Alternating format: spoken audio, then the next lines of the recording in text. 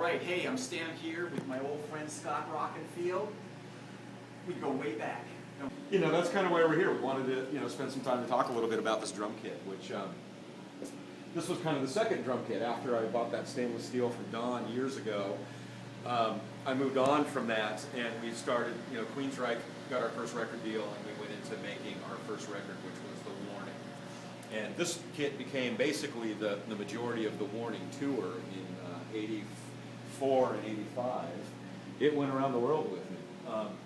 Now, was this your first endorser kit? This was my first endorser kit, that's correct. This was the first endorser kit. Soon to follow after that was just a secondary studio kit.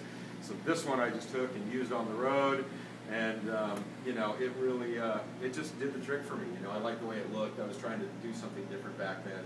Obviously it's very large, so I wanted to be seen.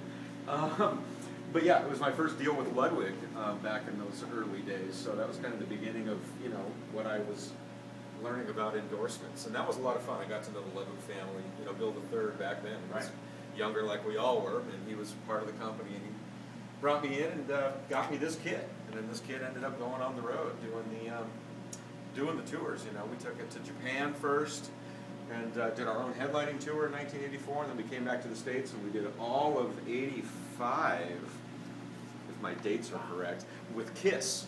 Kiss, yeah, all right. On Animalize. Okay. So that was the Animalize tour when the late great Eric Carr was still there. So we got to be good friends on that as well, and I had this drum kit on that tour. And anyway, I guess, so many years, I mean, geez, that's, 26-ish years ago. Check that out. There we are. Check that out.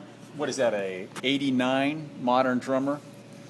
There is there's the kit. And that's it. Back in the day. That had to be a Remember photo the gold chain? I do, and I rack? don't have any clue where that ended up at. Somebody else has got that in their garage, probably. I think there may be some pieces of that floating around here somewhere. Yeah, So yeah, how cool is that? So a fun drum kit anyway. Like I said, it was basically circa 84, 85, and now it's circa 2011. Yeah. Coming out of Don's closet here, amidst all the other piles of all the vintage drums that he has. So Let's take a look at a couple of other things. Literally, we're remodeling. I've got stuff back in the back.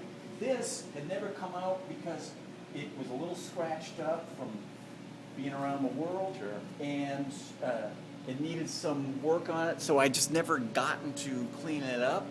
And so we remodeled. I pulled them out. And now we are. But yeah, I found a whole bunch of your stuff. This old Tama snare, it looks like an 8-inch deep and very thick. And I remember playing this for a while, and a really loud, cracking snare drum.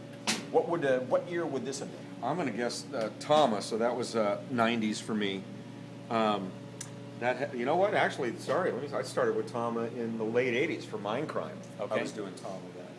So this is very possibly circa 88, 89. This might have actually been used on Mindcrime, huh? Okay. To be honest, because I then carried through with Tama up until like 96. Okay. That's when I shifted to Pearl. So You want to know when I got this snare? Your mom brought this. Oh, Your mom. she's selling my stuff. My mother selling the stuff behind my back. Your mom brought this in, and there was just like some stuff. It was like in the garage, and it was not behind your back. She said she talked to you, and you said, "Yeah, just get rid of it." I love my mother. There was like some pedals Yeah, or sure. some pieces of steel or something like that, and she was a very nice woman, and she brought it in. It's like, that's the first time I ever met her. So fun. Well, great. That's awesome. And what a great story. Because maybe I should ask her what year it was then. She probably knows better. So it's either 88 up through 94 or 95. Sorry, 96. So 88, 87, 88 was when I started with Tama. Okay. I did the Mindcrime record, was all done Tama, including that Mindcrime drum kit that I took on the road, which was black. And that's when we were opening for Leopard and Metallica, all that stuff. We did those big tours. That official Mindcrime drum kit,